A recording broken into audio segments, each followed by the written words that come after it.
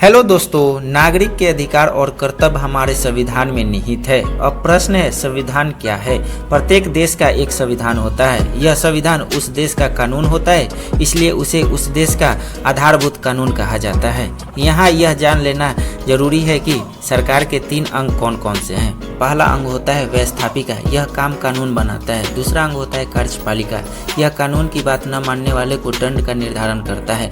व्यवस्थापिका एक नाम है जो इसे विधायिका भी कहते हैं। सरकार के अंगों में इसका सबसे अधिक महत्व है।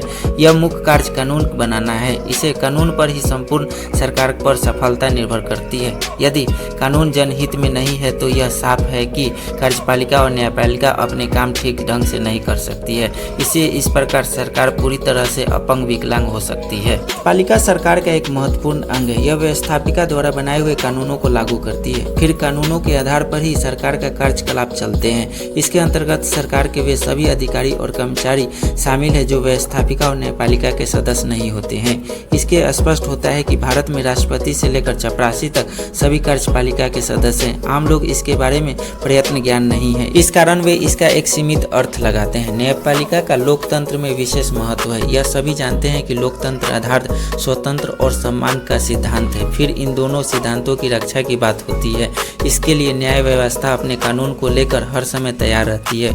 उसी कारण है कि न्यायपालिका की कार्यप्रणाली पर विशेष रूप से ध्यान दिया जाता है। इस प्रकार हम जानते हैं कि हमारे संविधान में लोकतंत्र की सुरक्षा के लिए सब प्रकार के नियम कानून की व्यवस्था की गई है। दोस्तों, आपको यह जानकारी कैसी लगी कमेंट करके जरूर बताएं।